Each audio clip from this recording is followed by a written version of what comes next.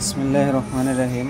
আসসালামু আলাইকুম প্রিয় ভিউয়ার্স, আশা করি মহান আল্লাহর রহমতে যে যেখানে আছেন ভালো আছেন, সুস্থ আছেন। সবার সুস্থতা কামনা করে পবিত্র জুম্মার দিন আরও একটি ভিডিও নিয়ে আসছি। জালিম বা অত্যাচারী শত্রুকে নিজের অনুগত বা বশে রাখা। তাই সবার কাছে অনুরোধ থাকবে ভিডিওটি স্কিপ না করে সম্পূর্ণ ভিডিওটা দেখার জন্য সবাইকে অনুরোধ করছি। আর অবশ্যই চ্যানেলটি সাবস্ক্রাইব করবেন, লাইক কমেন্ট করবেন যদি আপনাদের ভালো লাগে। আজকের টপিকটা হলো, আজকের ভিডিওটা হলো জালিম বা অত্যাচারী ব্যক্তিকে বশ বা অনুগত রাখা। আপনার কাছে এমন কিছু ব্যক্তি থাকতে পারে যারা জালিম অত্যাচারী, আপনাকে দেখলেই মারতে চায়, আপনার জমি দখল করতে চায়, আপনাকে অত্যাচার করতে চায়। তাকে আপনি সর্বদা অনুগত রাখতে পারবেন। সে তার কাছে আপনি গেলে সে আপনাকে কিছু বলতে পারবে না, আপনার বশে থাকবে, আপনি যা বলবেন তাই শুনবে। এটা সম্পূর্ণ একটি পরীক্ষিত আমল এবং এটি খুবই ফলদায়ক। এটা আপনারা পরীক্ষা করে দেখবেন, দেখে আমাকে কমেন্টে জানাবেন। এটা কিন্তু খুবই পাওয়ারফুল একটা। তাই সবার কাছে অনুরোধ থাকবে ভিডিও স্কিপ না করে সম্পূর্ণ নিয়ম এবং ভিডিও দেখার জন্য অনুরোধ করছি। একটা ভিডিওতে 10টা ধরনের নিয়ম থাকে। তো আপনারা না শুনেন, আমার কাছে যদি প্রশ্ন না করেন, কমেন্ট না করেন, তাহলে আমি কিভাবে আপনাদের উত্তর দেব, কিভাবে বলবো? এটা বলতেছি আমার কথা, যে আসলে আমি তো বিনা পারিশ্রমিকে আপনাদের উপকারের স্বার্থে দিতেছি। এখানে তো কোনো ব্যক্তিগত স্বার্থ নাই। তারপরও মানুষের উপকারে যে সম্পূর্ণটা না করা যায়, তাহলে নিজের কাছেও খারাপ লাগে। এই কারণে আমি সবাইকে বলি অবশ্যই কমেন্ট করবেন, আর যা কিছু না বুঝলে অবশ্যই কমেন্ট করবেন, জিজ্ঞেস করবেন। যতটুকু বলা ইনশাল্লাহ বুঝিয়ে বলার চেষ্টা করব। যতটুকু আমার কাছে বিদ্যা আছে, ক্ষুদ্র জ্ঞানে যতটুকু আছে আপনাদের দেওয়ার চেষ্টা করব ইনশাআল্লাহ। নিয়মটা ভালো করে শুনেন। যে কোনো শনিবার অথবা মঙ্গলবার দিন দশকর্মার দোকান থেকে ডাক কাগজ কিনে নিয়ে আসবেন। কবচ লেখা বা তাবিজ লেখার ডাক কাগজ পাওয়া যায়।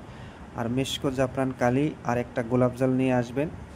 মেশকো জাফরান কালি গোলাপ জলের পানি দিয়ে গুলিয়ে যে কোনো কলম দিয়ে এই নকশাটা ওই লাল কাগজে অঙ্কন করবেন। অঙ্কন করে আপনি যদি পুরুষ হন, আপনার নাম, আপনার বাবার নাম এবং গোত্র দিয়ে দিবেন। দিয়ে আপনার ডান বাহুতে মাদুলিতে ভরে, রূপার মাদুলিতে ভরে ডান বাহুতে ব্যবহার করবেন। ওই শত্রু জালিমের কাছে আপনি যখন যাবেন, ওই জালিম শত্রু আপনাকে কিছু করতে পারবে না, আপনার অনুগত থাকবে। যে কোনো শত্রু, আপনি যে কোনো জায়গায় যান, এটা যদি ব্যবহার করেন আল্লাহর রহমতে। অনেকে তাবিজ কবজ বিশ্বাস করে না, কিন্তু আল্লাহর কোরআন যেটা, আল্লাহর কোরআন ব্যতীত, আল্লাহর কোরআন ছাড়া কোনো কিছুই আসে নাই। কিতাব বলেন আর নকশা বলেন আর সূরা বলেন, যাই কিছু বলেন, আল্লাহর কোরআন থেকেই সব কিছু আসছে। তাই সবার কাছে একটা কথাই বলি, কাজ করে দেখেন, পরীক্ষা করে দেখেন, ইনশাল্লাহ ফল পাবেন। এখানে তো আপনার কোনো খরচ হচ্ছে না, কাউকে হাদিয়া দেওয়া হচ্ছে না। আপনি নিজে ব্যবহার করেন, মানুষকে ব্যবহার করার সুবিধা করে দেন, মানুষ যেন ভালো থাকতে পারে। এক কথা হলো, আমার মেইন উদ্দেশ্য হলো, যেই আমার ভিডিও দেখেন, আমার মেইন কথাটা শুনে রাখবেন, আমার মেইন উদ্দেশ্য হলো মানুষকে ভালো রাখা। একজন মানুষ ভালো থাকবে, সেটাই মেইন উদ্দেশ্য। সে যে ধর্মের হোক, সে গরিব হোক, ধনী হোক, সে ভালো থাকুক, সে ভালো খাক, এটাই আমি চাই। আমার কথা হয়েছে, আমি ভালো থাকবো, আর একজনের কষ্টে থাকবে, তা হবে না। বর্তমান জমানায় অত্যাচার এমন রকমের বেড়ে গেছে, একটু এদিক সেদিক হলেই আপনাকে মারবে, কোপ দিবে, লাঠি দিয়ে মারবে, কথা দিয়ে মারবে, মামলা দিবে, কেস দিবে। তাই সবার কাছে অনুরোধ, এই জালিম বা অত্যাচারী ব্যক্তিকে বশে রাখার জন্য এই নকশাটা সর্বদা সবাই ব্যবহার করবেন। এটা সবার কাছে অনুরোধ, ছোট বড় সবার কাছে অনুরোধ। আপনারা ব্যবহার করে দেখেন, ইনশাআল্লাহ অবশ্যই ফায়দা লাভ করতে পারবেন। আর অবশ্য নকশাটা লিখে নাম গোত্র দিয়ে দিবেন।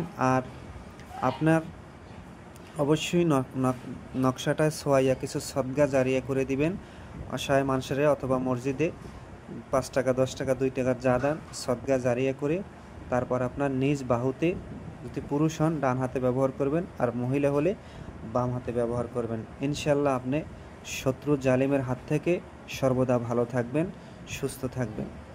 আশা করি সবাই বুঝতে পারছেন।